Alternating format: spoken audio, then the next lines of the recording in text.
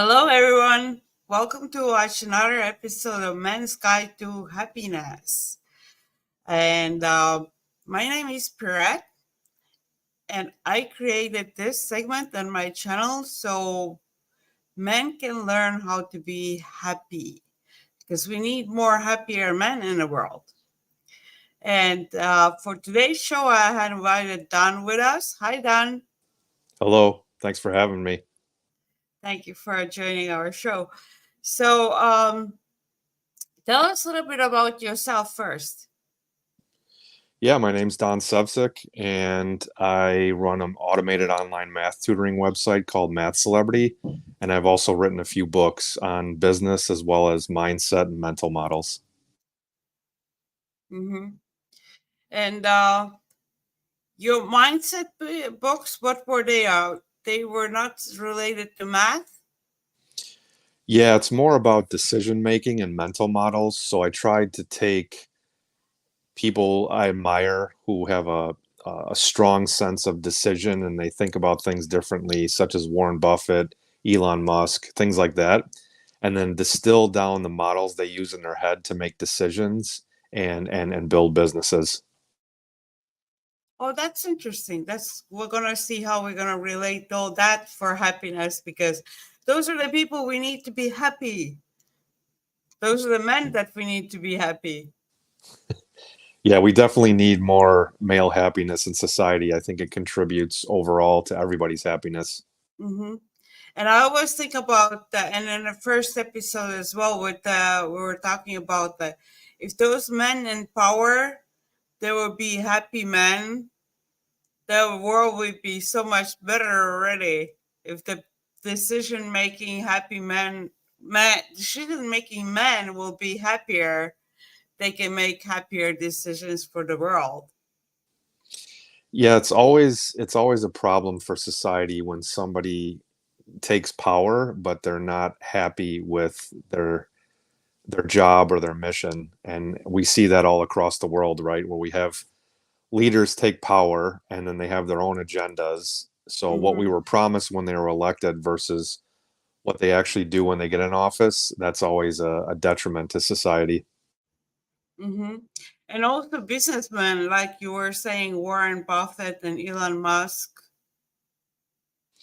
Right. I think when I first talked to you about this episode, I was trying to distill men's happiness down to one sentence or one idea. And I was sitting here racking my brain for a while, and it just hit me the other day when I was thinking about this episode, and it was men. And I don't care if you're a businessman, you're a tribal hunter, you're just a simple person that goes through life.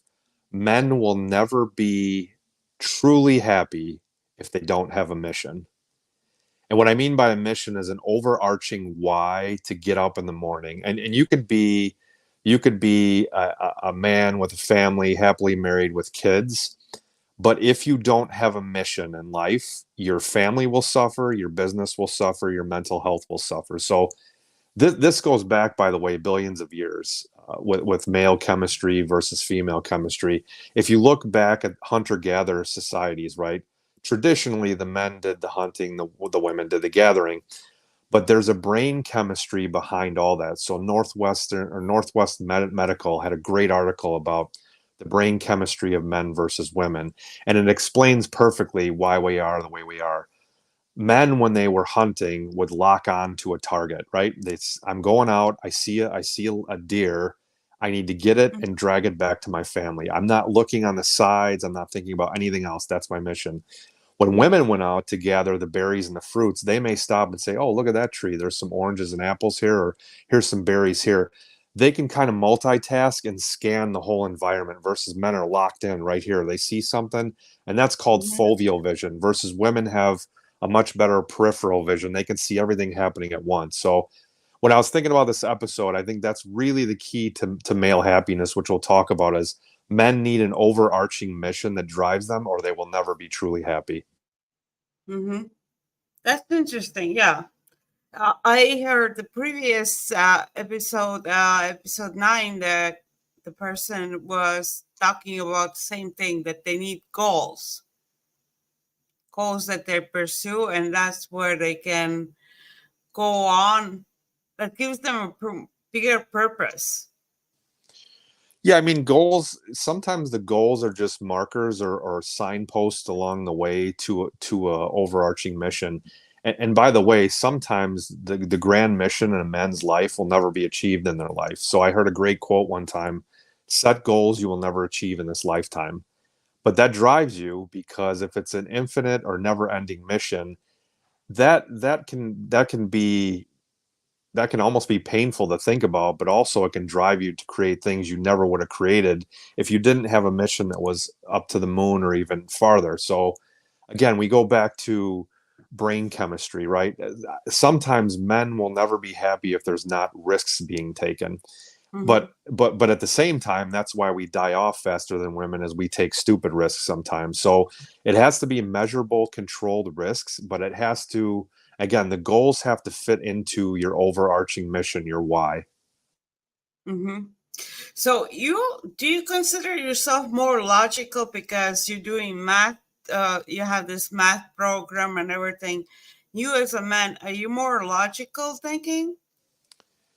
You know, I was, but I've come to realize that if I don't get in touch with the intuitive side and what they call hot cognition, or the lizard brain, I will never be truly happy either. So there's a time for logic, there's a time for thinking, but also if we don't get in touch with the present moment, as a man, you'll never be happy because you're always thinking about something else. And I've really had to work on that because I have an overarching mission in my life, but if it distracts me from a present moment of happiness with my family or with a task that I'm just enjoying, say I want to go outside and take a walk, it distracts from my happiness. So it's a balance. I think it's a balance between, they call it level two cognition, which is deep thinking, but also level one, which is the lizard brain, right? That the primal thoughts and desires we have, because that's where we came from billions of years ago. I mean, if you think about it, people kind of shoo off or laugh at, oh, you're using too much of your level one brain, but I mean, that's how we survive, right? What Mm-hmm. happens when we go to sleep? Your body Mm-hmm. automatically breathes, your digestion system's working, your body regulates heat, temperature, all that, and you don't know how that works, but it works and it keeps working. So in the grand scheme of things, I think there's a deeper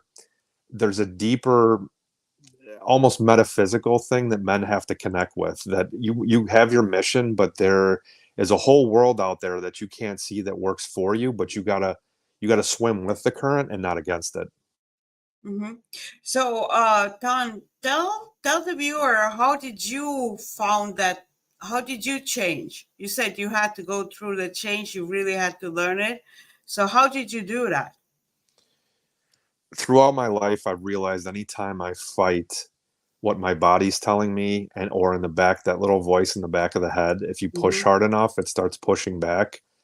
I've realized as I've gotten older, sometimes you got to slow down and listen to it. So an example of that is, for probably at least 20 years, I would have caffeine every day. Mm-hmm. Whether it's I didn't drink coffee, but an energy drink, and I Mm-hmm. especially liked the carbonated ones because you would have that carbonated caffeine in the morning. It would just hit the spot. You feel great. Well, over time, I told myself, oh, I'm not.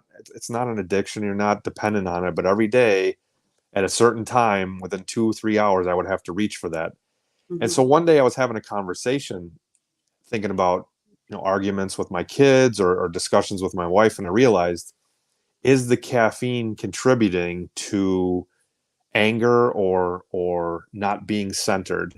And I kept telling myself, it's just 40 milligrams of caffeine. It's not that bad. It's not that bad. And finally, a voice in my head said, why don't you look up side effects of caffeine? And it turns out certain people have a hypersensitivity to caffeine. They may have not been born with it, but over time, the body readjusts. So I said, what if just for a week or two, I quit caffeine? So about a year ago, we went on vacation, and I said, now's the perfect time. I'm not going to go to the grocery store and buy caffeine. I'll buy water, juice, tea, non-caffeinated. First 3 days, I had bad headaches. I was a little bit irritable, but by day four, I realized something changed with my relationships with both my kids and my wife. I was Mm-hmm. less likely to jump on the trigger for anger. I was more centered and I was more patient with everything. So I realized this is a problem and I need to fix it. Mm-hmm. And after that, a lot of other things changed as well. It did. I was able to appreciate the environment more. So I took a walk about the seventh day in of not being on caffeine. I could smell the leaves, the rain better. I enjoyed the environment. But the biggest thing was I was more present because Mm-hmm. when I was drinking caffeine, I was always on the next thought. Okay, I'm having a conversation with my wife, but part of my brain's over like, okay, when this is Mm-hmm. done, I got to go do my business and then I got to go work my day job. Now that I've got off, last week was a year I've been off caffeine. Mm-hmm. Now I'm more centered in the moment. I can have more conversations. I can feel what's going around me. But another thing is I can sense the environment. I pick up people's energy. Mm-hmm. So I can see if people are a little bit stressed or maybe they're not understanding what I'm saying. Maybe I got to slow down my speech. So the greatest benefit is being more present to the environment around me. Mm-hmm. That's awesome. And that's you think that's where your change became from starting from like caffeine. That was part of it. I think about 5 or 6 years ago, I got really into the metaphysical world. So things Mm-hmm. like Think and Grow Rich and Neville Goddard. And what I realized is there's an energy that you emit, but you can also pick up. And the most powerful thing I figured out was if I walk into a room and my energy is right, I can influence the environment around me. So a perfect example is when I started being more purposeful about being happy and grounded, the first thing I noticed is people would hold more doors for me. Weirdest thing I've ever Mm-hmm. seen, but okay. Maybe it's just a fluke, right? And then combine that with getting off caffeine and being more centered. Now I would go to places like Chipotle, smile, say hi. But when you're more centered, the hi and the smile comes out far differently than it does when you're stressed, and people pick that Mm-hmm. up. So, one of the best quotes I've ever heard was, your inner self is always coming through. So what that means is you can show up, you can be well dressed, you can smile, but inside, if you're nervous or you're stressed, Mm-hmm. people will pick that up. They Mm-hmm. might not be able to explain what they're seeing or feeling, but they can pick it up. So when I was more centered, people would hold doors for me, they'd start conversations, I would get free food. I mean, I was writing this down. I got probably 3 meals in 2 weeks for free at Chipotle because the manager was happy to see me. Now I've known this guy for a year or two. What's different? I'm the same guy, but really I'm not. It's the inner Mm-hmm. self is coming through. Mm-hmm. When you become happy, you're a different person. You glow that energy, and that energy goes around, and that's what you were just saying. It's amazing how, with the happy energy, same with angry, but with the happy energy, you can go inside the room and influence all the people in the room. It's just like amazing feeling that you're one person, but you go inside a room with a lot of people and they can all pick up your energy, especially positive. Yeah, the grand secret that I've discovered, and it still fascinates me to this day, is I can be standing 6 feet from another person. And Mm-hmm. in between us, to our visual strength, we don't see anything. It's air, but it's really not. It's a whole electrical field that's going on in the 6 feet between us. So to summarize, it's not just space, it's energy. And when you figure out that you can influence that energy field between two people or between in your environment by how you Mm-hmm. feel inside, that's incredibly powerful. Mm-hmm. That's awesome as well. Well, that's what we covered up, and you were mentioning as well already in the beginning how the happiness is so much different between men and women. Yeah, I mean, I referenced that Northwestern medical article, but if you when you dissect the brains of women and men, I think women have and maybe more. It's either lateral or vertical. It's a little bit different. Men are the opposite, and it Mm-hmm. goes back to the conversation we had about women are better at multitasking, and they're way, way, way better at intuition and perception. Like it's not even close. Women and Mm-hmm. dogs are experts at this. So if we go back to the example of men's happiness, you could have a man right now walk into a room of 100 women, well dressed, good looking, when the door, but if he's nervous on the inside, when the door opens, women can turn, or even not even turn, they can pick it up peripherally, and they Mm-hmm. can instantly sense well dressed, decent looking, something off about him. I don't know what it is, but something off Uh-huh. about him. Yes. You can have another guy who's not that good looking, but has raging confidence and is present in the moment, walk in, and all women will sense that immediately. Same thing if somebody's walking down the street and they look Mm-hmm. dangerous, women will pick that up in a split second. And that's how they're wired, right? They're Mm-hmm. incredibly good at perception and intuition. Mm-hmm.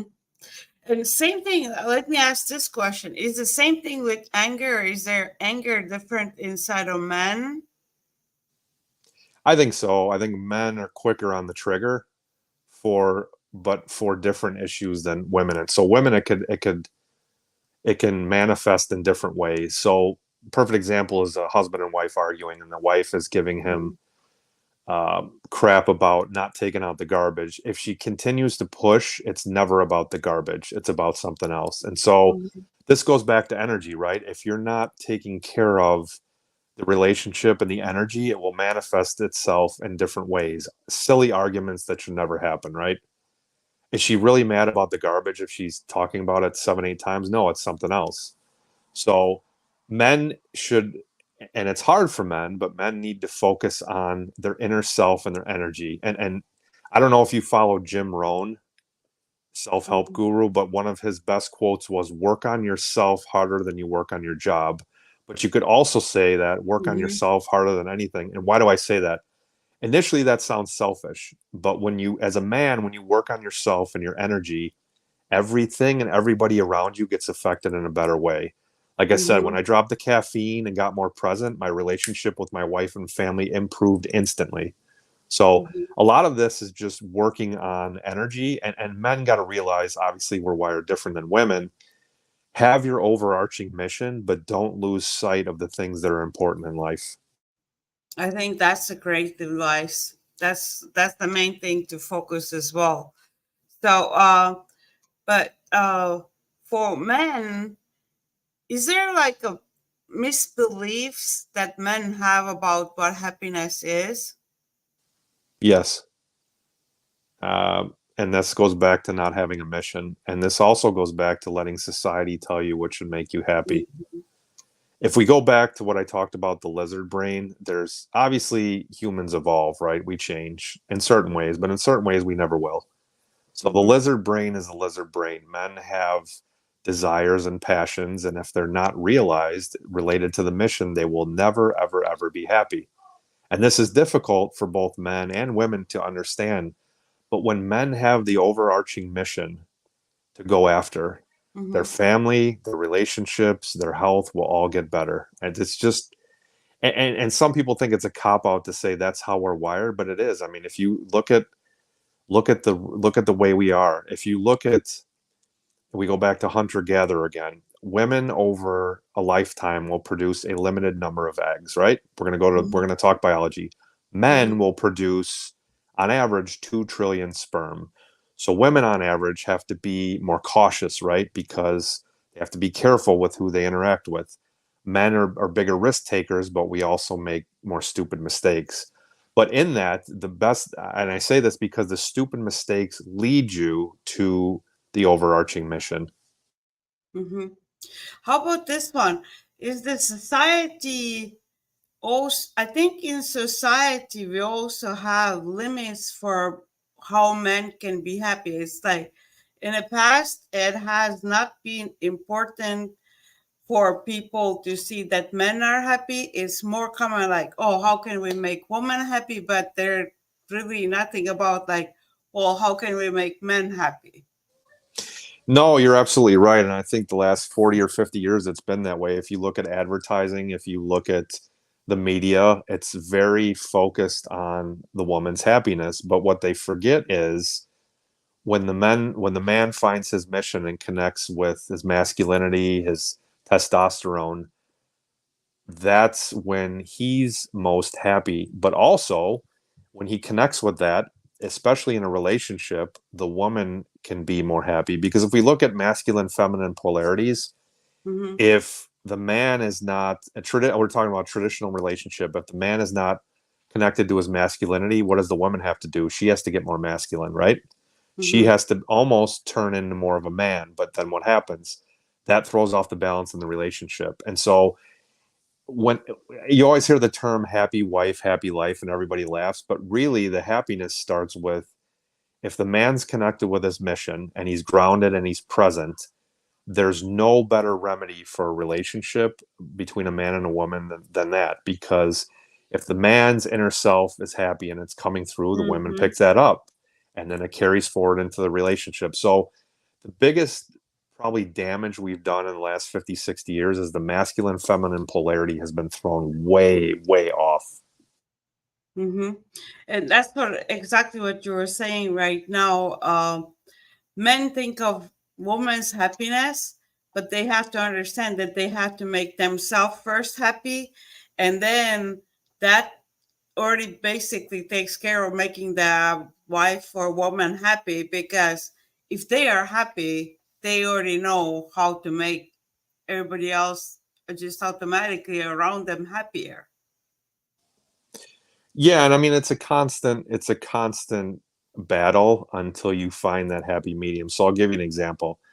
I don't like to go to what I call fluff events where we'll just go see people that we don't often see, and then the kids play, and then there's people that I don't really enjoy talking with. Mm-hmm. And at the same time, I need quiet or I need nature time. So sometimes my wife and I would argue about that. Finally, we figured out, when we're happy, where she gets socialization time and gets my time when I'm present, but there's not a bunch of people hanging out. Yak, yak, yak, yak, yak, yak, yak. Right. I need my quiet when we go on vacation. Why? Because I'm away from my computer.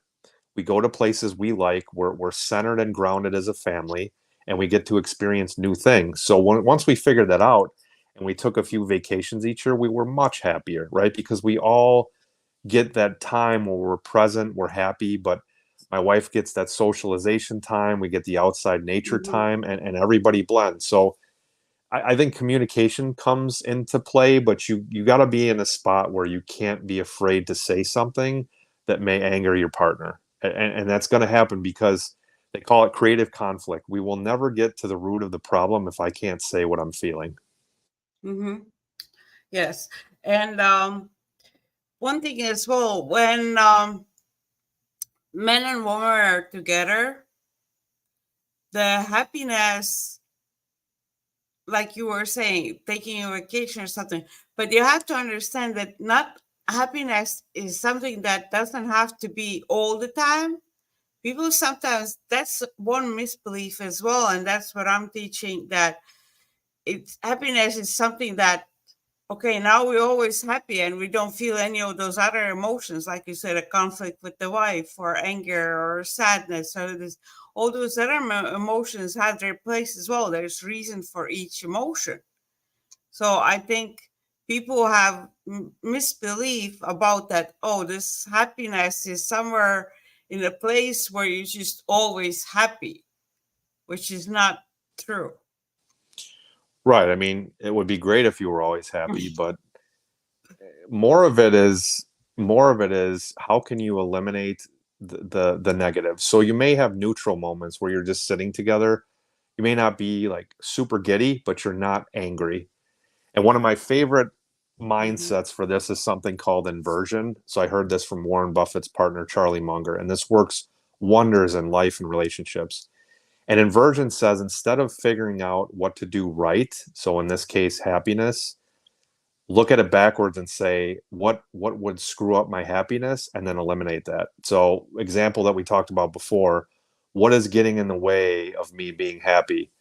Caffeine every day. Eliminate Mhm. it, right? I don't have to change, I don't have to add something. It's addition by subtraction. If I take away something bad, the good will shine through. What's another thing that Mhm. we argue about? Presence, right? If I remove caffeine and only spend maybe an hour on my business instead of 3 or 4 hours with a day job, I'm more present with the family. And I can still get done what I need to get done, but I can outsource the rest. So my time I gain my time back. So if you look at relationships and you apply inversion, you ask yourself, what would make me angry or get in the way of happiness? And sometimes it's not adding something, it's taking away. Hmm. I love that point of view, taking away the things that make you unhappy. That's important as well. Same way, it's important to know what makes you happy, and it's important to know what makes you unhappy for exactly that reason to eliminate it. Exactly. Hmm. And same, I believe you took the coffee away, but with the food as well, right now, we have to pay attention on the food that we're eating. Yeah, I mean, me and my wife are big into organic and clean foods, but here's another example with food. Last year, I started having really bad digestive problems to the point where it was waking me up in the middle of the night. So, again, if we apply inversion and I go back and I say, okay, what am I doing wrong here? I switched to mostly organic food. I got rid of red sauce, which was causing gout, but still I was having a problem. I don't drink, right? Eliminated the Mhm. caffeine. Still there's a problem. What's the problem? Now it would be easy to say, oh, it's genetic, blah, blah, blah. But then when I look back and I sat down and I started reading, I realized sometimes to shave time, what I do is I eat too fast. I don't chew my food enough because I Mhm. want to eat real quick, go to my day job, then spend time with my kids. It wasn't enjoying meals like the Europeans do, where they sit down, they eat slowly, they chew their food. And what do you know, when I started researching digestive forms and books, there is a purpose for you chewing your food into a paste because the saliva will help break it down. So then I said, let me keep my life exactly the same for 5 days. The only thing different is I'm going to chew 30 times instead of 6 to 10. I did that, and what do you know? I slept all the way through the night and had very little stomach issues. So there it is.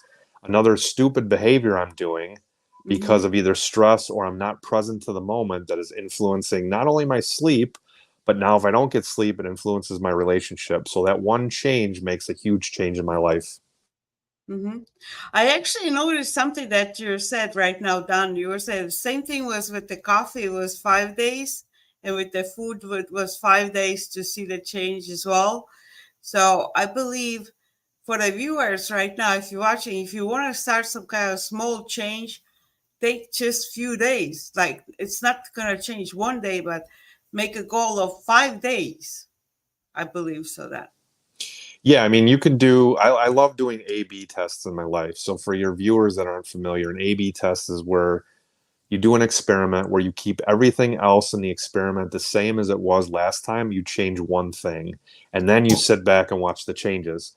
So, for instance, the caffeine. If I do everything else, eat everything else the same, same Mm-hmm. clothes, same weight, same everything, but just pull caffeine out of the equation, doesn't make a change. And look at that, it makes a huge change. So, if you continually A/B test things in your life, your relationships, your health, your wealth, your job, you'll start to find fascinating results.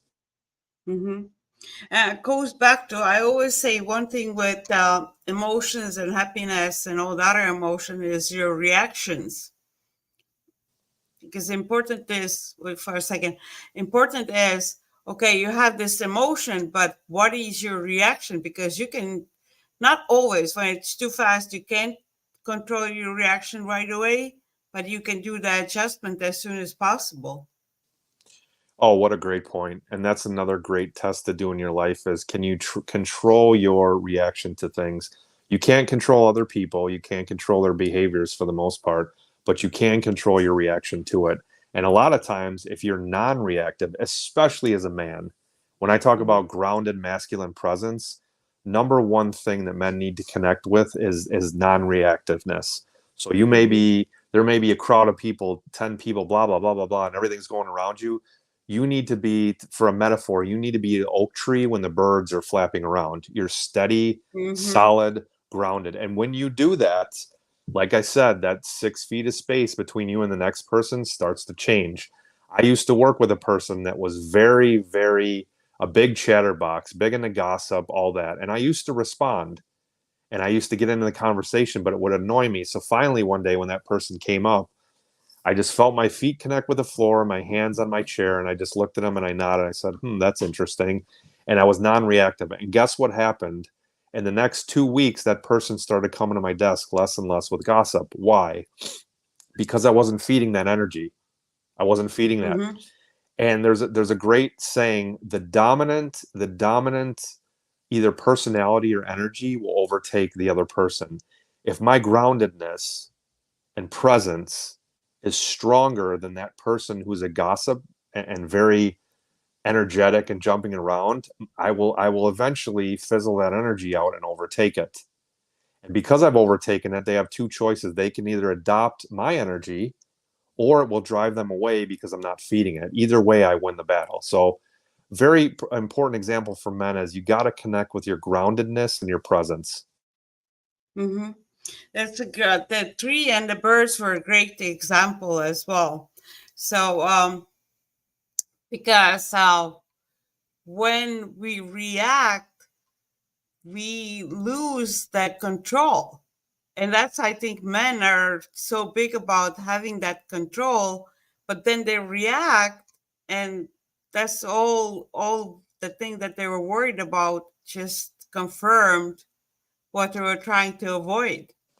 Yeah, I mean, as a man, when you overreact, when you lose your temper, when you give in to the birds flapping around you, you give away your power.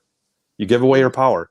And that is goes against masculine principles. And that's the problem is you got to connect to the groundedness and presence. And you should not only should you not let the environment affect you, you through presence and groundedness should affect the environment. And if you practice this enough, and it doesn't come in a few days or a few weeks, if you practice feeling your feet on the ground and connecting with your presence and your mission, if you're connected to your mission, you shouldn't care about people running around and blah, blah, blah, blah, Mm-hmm. blah, because your mission overtakes all that. Once you connect with those two or three things, you're unstoppable. Mm-hmm. Like, I have an example from my life. Somebody asked if there would be an accident, wouldn't you panic and, like, they used the word start praying, and I was saying, like, no, I would call 911. It's like, for me, it seems so reasonable. Like, why would I do all those other things, losing control, instead of doing what I actually had to be doing in that point of whatever happened? There was accident that they were bringing out. But that's what I'm saying. Like, what should you actually be doing in that moment? I mean, if you want to stay calm, there's a few things you can do physiologically. The first is, and men got to work on this more, obviously, because we're locked in on a target, is you need to switch your vision from foveal, which is locked on a point, to peripheral. If you do that and change nothing else, you automatically relax because the foveal vision is connected with the stressor system in your body, and the peripheral goes to your relaxation system in your body. The second thing you can do, which we've lost a lot, and men do this too, is you got to belly breathe like a baby. When we get excited, when we get emotional, we breathe up here in the chest. You need to just watch a newborn baby breathe for about 2 minutes, and it'll change your life. Once you breathe from the belly, not only do you get more oxygen, your stress starts to drop, right? Your cortisol drops. It's physiologically guaranteed. Your body's made that way. So the toughest thing for people to do in emergency situations is, can you slow down your breathing? And another great quote I heard from a cop who used to be in really dangerous situations is, can you slow the room down? And first, when I heard that, I was like, what are you talking about? Slow the room down. So pretend that you're walking into a situation, you open the door and just there's complete chaos and people are fighting, screaming. Take a step back, pull your vision back to peripheral, belly breathe, and just take in the situation. And when you do that for about 5 to 10 seconds, you won't be as stressed. You'll be able to analyze everything and step back and see it from a bigger point of view. Mm-hmm. And for example, the way I do it, I have a mental vision of this red sign saying "Don't panic," and that's always been with me. And that's when people see me in situations where everybody else is freaking out, and I'm just looking around completely calm, and I'm just looking for what to do, because inside my brain I have this sign, "Don't panic." Yeah, I mean, you bring up a great point about anchors. So anchors is something that you can connect to visually that instantly changes your physiology. So something like don't panic, or another one is, can you imagine yourself floating on a bunch of clouds? That will instantly change your mind. I was reading a book the other day about a guy who used to mediate negotiations, and one day it got really heated. People were screaming, and it almost came to physical confrontation. So what this guy did was he walks out of the middle of the confrontation and goes to a leather couch about 6 feet away, and they're all looking at him, and he lays flat on his back and he folds his hands on his chest, and everybody stops and says, "What the hell are you doing?" And he Mhm. says, "I find it impossible to get mad when I'm laying flat on my back." And everybody started laughing. But again, he didn't give away his power, and he changed the entire room with one move. So again, if you could find anchors or behaviors to connect you to that groundedness and presence, it'll help you in fight or flight situations. Mm-hmm. That's really great example. I like the other one still stuck in my mind is the one with the tree and the birds. Now that's going to be in my mind for a while because that's a great anchor as well. Just be that tree. Yeah, I mean that's masculinity defined, right? You're an oak tree. You got to be immovable, and I'm not saying inflexible in relationships, but you need to be uninfluenced by the energy around you. You should create the energy. Hmm. Well, that's interesting. Let's talk about a little bit what you do because the way you are, like a lot of men, you're really logical and you're doing all those logical business and everything, but at the same time, you know about happiness and you learned how to ground yourself down and have that other space as well, not just like logical work and the mission, but also that other place where your mission actually helps you be happy. Because It's a I think, Yeah, it's I a think balance. yeah, I think a lot of people, a lot of men, they do, and women as well, they do have the mission, but they still don't. The mission is not related to being happy. They just have the mission, but they don't take that other side where they calm down and enjoy trying to get work on that mission. Right. The mission for men is extremely important, but never let it get in the way of presence. Because if Hmm. you're constantly thinking about something else, you won't be present to the moment. So you keep the mission in your mind as your overarching goal, or overarching story in life, but you've also got to be present to the moment. Again, logical is good in certain situations, but if we disconnect from our primal roots, we will never be happy. Hmm. Okay, Dan. Well, we got a lot of good information out this all. So let's talk about more of your businesses and your books and everything like that too. Yeah, I started Math Celebrity about 16 years ago. So it's just, think of it like a Google for maths. You put your problem, your math problem, or your term in, your search term, push the button, and in a split second, we'll show you the step-by-step math as well as the answer. So last year we got 8.1 million unique visitors from about Hmm. 190 countries. And it's great because we get to help students and parents who are stressed out from math. We get to have them find math be easy again and have a good time and not have to leave the house or spend a bunch of money on tutors. Hmm. And then from there, I just wrote a few books of how to grow a LinkedIn following, how to get traffic through SEO, and then what you and I talked about at the beginning is just find a better mindset, how to make better decisions and live a better life. Hmm. Awesome. I have all those links in the bottom as well for description, so everybody look that up. But like you were saying, with the math problem, now since you're doing the math, I have an interesting question to you. Not about happiness.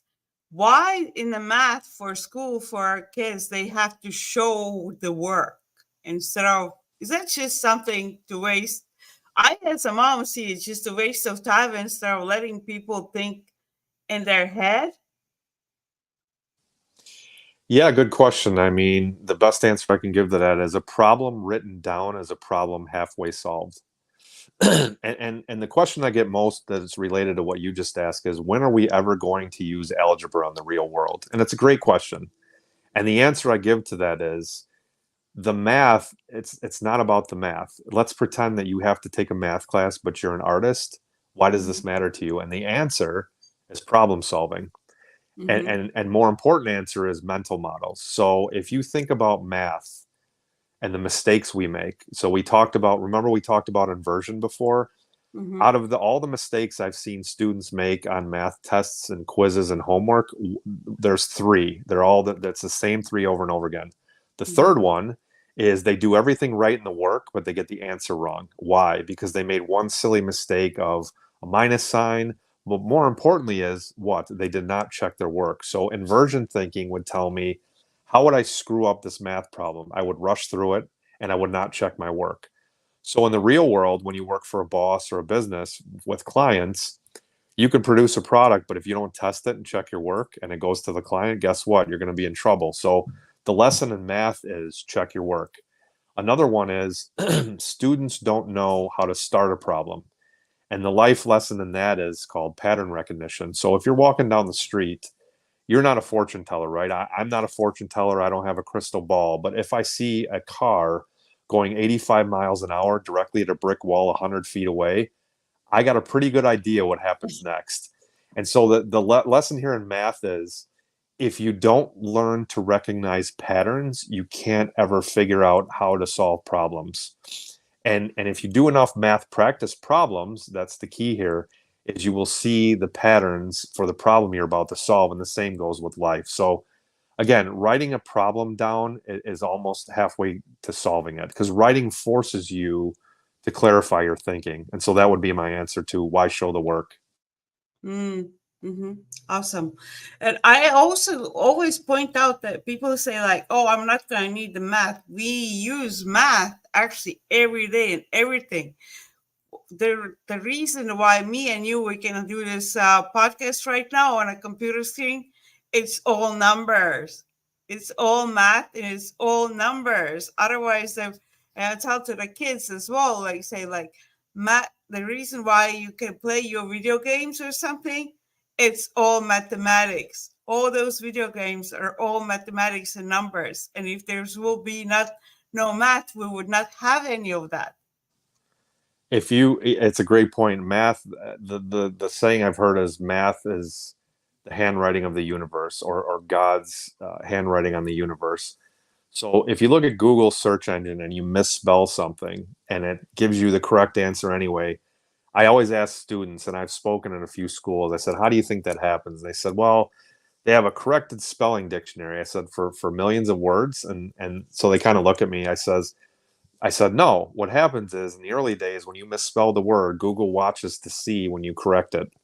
This is back 10, 15 years ago. Okay. If Mm-hmm. enough billions of searches happen, they use probability to say, if I spell cats as CATSE, what's the most logical probability that the next word, that what I really meant was CATS? And Google watches that and uses mathematical algorithms to calculate probability. What about video games? When you play Xbox and you're waving the controller out, that is all vectors and linear algebra and matrices, figuring out your spatial position and vectors and how and the speed at which you move. Another thing is any algorithm. If you're trading in the stock market, or you walk up on the street and you're figuring out, is this going to be a good relationship? Is it going to be bad? By the way, it's never just always yes or no, it's maybe. And what is maybe? Maybe is a probability between 0 and 1. So life is really etched with math all over the place. And so that's what I try to instill in the students is, math is more of a language, and like any language, you need to know the rules to understand it, but the language helps you navigate through life. Mm-hmm. Yeah, that's why I always say it's always been a part of life and it's always going to be a part of life. It's not just something that we learn in our school, it just is part of our life. That's cool as well. Okay, so our time goes an end in a little bit as well. So let's start closing it up with your personal views of happiness. So what done for you, for you? What is happiness for you? Not that what other people think happiness is, but for you personally, what is happiness? Happiness is being present, being grounded and connected to your mission for a man, and constant. constant self-improvement. So I'm a big fan of Kaizen. For those people that don't know, it's a Japanese term, loosely translated means continuous small improvements. So if you were to take a new skill or a new sport or a new talent and you're starting at day zero, you don't know anything. If you were to get 1% better every day, it doesn't seem like much, right? It doesn't seem like much at all. But if you compound that over 365 days, guess what? At the end of a year, you are 37 times better at any skill than you were on day zero. So just like compound interest, just like a seed being dropped in the ground and growing into a huge tree, like we talked about the oak tree, the acorn drops. It doesn't start fast, but over time the oak tree gets huge. The metaphor and lesson I want to instill is make continuous improvements in your life. And the big three is health, wealth, and relationships. If you can work on those three and get a little better every day, at least in one of them, I promise you your life will transform. Mm-hmm. And that's the way to the happiness as well. You do those little steps, one little step, you practice the happiness, and that adds up, and you're going to build yourself being a happier person. Absolutely. Mm-hmm. Okay, about this one, this question as well, I ask all the guests. Name maybe about three things, items, or activities that make you feel happy. It doesn't have to be like general happiness, but make you feel happy in this moment or something really simple. Taking walks in nature is number one. Number two is reading something that blows my mind or switches my thinking. And number three is just going on vacation and being in new environments with my family and just discovering new things, almost like the explorers used to do. Mm-hmm. Awesome. The reason why I asked that last question for specific items is so people can think about their own things because happiness is really specific as well for each person. So you have to know those things that make you happy so you can do more of those things. So, Good point. hmm well, we're going to close up as well. Don, is there any closing statement that you want to make before we're going to end the show?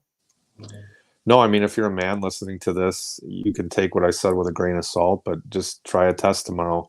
See if you can be grounded and present, connect to your mission, and see how your life changes. And thank you so much for having me, by the way. Yeah. Thank you, Don. I think we got a lot of good advice. So, all the viewers and all the men, apply that advice to your life because we need men to learn to be happier. So, thank you for watching and thank you, Don, for joining us. Thank you. Thank you. Bye.